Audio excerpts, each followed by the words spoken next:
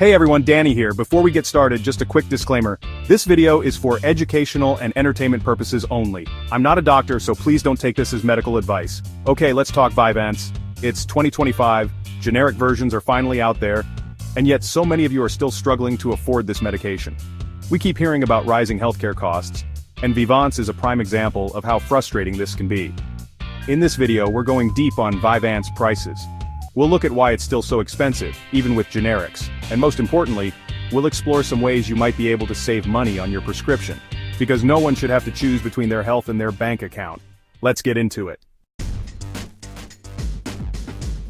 First things first, let's talk numbers. We all know Vyvanse has never been cheap, but what are we actually looking at in 2025?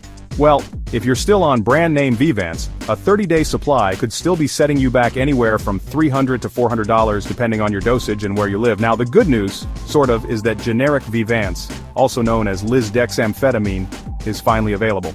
But here's the catch. It's not as cheap as we all hoped. On average, people are still paying around $200 to $250 per month for the generic.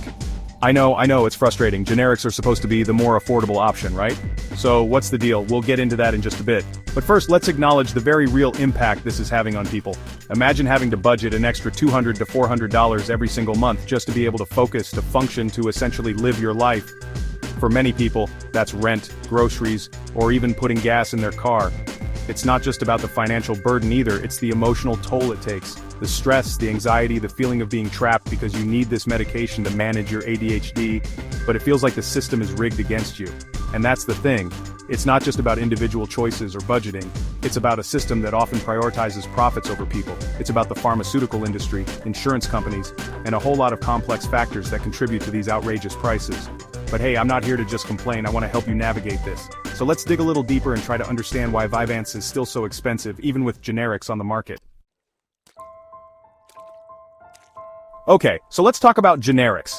In theory, when a generic version of a drug becomes available, it should drive down the price. That's because there's more competition in the market, which usually leads to lower prices for consumers. But with Vyvanse, that hasn't quite happened the way we expected. One reason for this is that the first few generic manufacturers to release lisdexamfetamine often price it just slightly lower than the brand name Vyvanse. They know there's still a huge demand, and they're trying to capitalize on that before more competitors enter the market. Another factor is insurance companies. Believe it or not, many insurers still prefer to cover brand name Vyvanse over the generic version. This means that even if your doctor prescribes the generic, your insurance might not fully cover it, or you might end up with a higher copay. And then there's the issue of limited competition. While there are a few generic Vyvanse options out there, it takes time for more manufacturers to get their versions approved and on the market. Until that happens, the existing companies can keep prices relatively high. So, yes, there's a generic Vyvanse, which is a step in the right direction, but it's not the massive price drop we were all hoping for, at least not yet. It's like getting excited about a sale, only to find out it's only 5% off. But don't worry, we'll talk about some potential solutions and ways to save money later in the video. Because let's be real, we need to be able to afford to focus without going broke. Now let's move on to the bigger picture. Why is Vyvanse in general still so expensive? What are the underlying factors that contribute to these high prices? It's a complex issue, but I think it's important to understand the forces at play here, because knowledge is power, and the more we know, the better equipped we are to advocate for ourselves and demand better solutions. Alright, let's get real for a second. Vyvanse is expensive because the system is designed to benefit the people at the top. It's about big pharma, insurance companies, and a whole lot of complicated factors that ultimately leave patients feeling frustrated and frankly ripped off. First, we have to talk about Shire, the company that originally developed Vyvanse, which was later acquired by Takeda. They held the exclusive patent on the drug for years, meaning no one else could manufacture or sell it. This gave them a monopoly on the market, allowing them to set prices high and rake in huge profits. Now, even though the patent has expired and generics are available, the damage is done. These companies have gotten used to charging exorbitant prices for ADHD medications, and they're not exactly eager to lower them. Another factor is the increasing demand for ADHD medication. More and more adults and children are being diagnosed with ADHD, which is great in terms of awareness and access to treatment. But it also means there's a higher demand for these medications, which can drive up prices. And then there's the insurance nightmare. Some insurance plans still don't cover generic Vyvanse, and even those that do often have high copays or require patients to jump through hoops to get approval. It's like they're trying to make it as difficult as possible to access affordable treatment. And let's not forget about the Adderall shortage that's been plaguing us for the past couple of years. With Adderall being harder to come by, many people have switched to Vyvanse, further increasing demand and keeping those prices sky high. It's like a perfect storm of corporate greed, bureaucratic hurdles, and a healthcare system that often feels more concerned with profits than patients. But hey, I'm not here to just complain. I want to empower you with information and hopefully some practical solutions.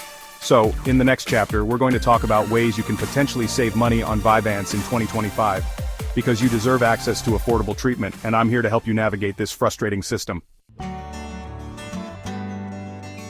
Okay, let's get practical. We know Vyvanse is expensive, but what can you actually do to lower those costs in 2025? First off, don't be afraid to shop around. Prices can vary significantly between pharmacies, so it's always a good idea to compare. Check out big chains like CVS, Walgreens, and Walmart, but also look into independent pharmacies in your area. You might be surprised at the difference in price.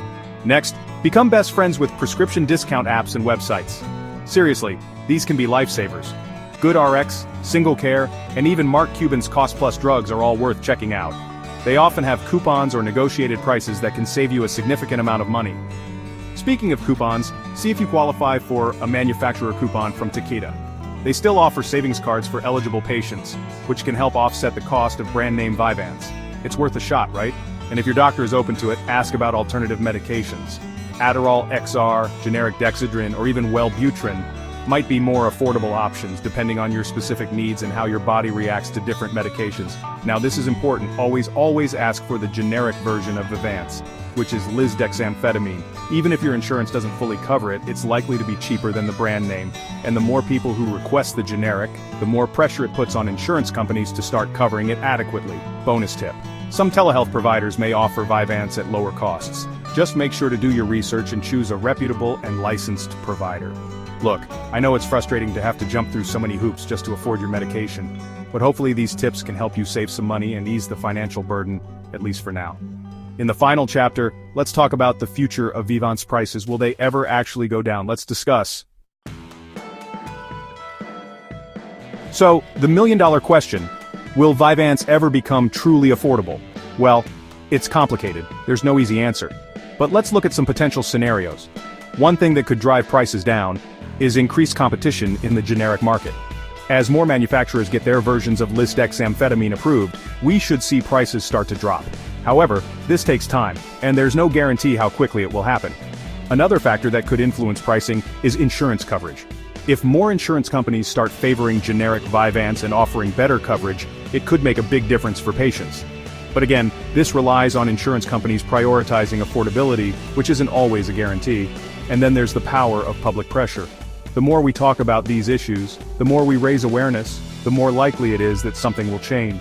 We need to keep putting pressure on big pharma and lawmakers to make ADHD medication more affordable and accessible for everyone who needs it. So will Vyvanse prices go down soon? Maybe. But it's not going to happen overnight. It's going to take a combination of factors, including increased competition, better insurance coverage, and continued advocacy from patients and families. In the meantime, don't give up hope. Keep researching, keep advocating for yourself, and keep exploring all your options. You deserve access to affordable treatment, and together we can push for a healthcare system that prioritizes patients over profits. Now I want to hear from you. What are your experiences with Vyvanse prices? Have you found any helpful ways to save money? Share your thoughts and tips in the comments below. Let's keep this conversation going. Now I want to hear from you. How much are you paying for Vyvanse in 2025? Are you struggling with costs, or have you found a way to save money? Drop a comment below and let's talk. If this video helped you, don't forget to like, subscribe, and turn on notifications so you don't miss my next deep dive into ADHD medications and hacks. Until next time, stay focused, stay informed, and keep advocating for better ADHD treatment options.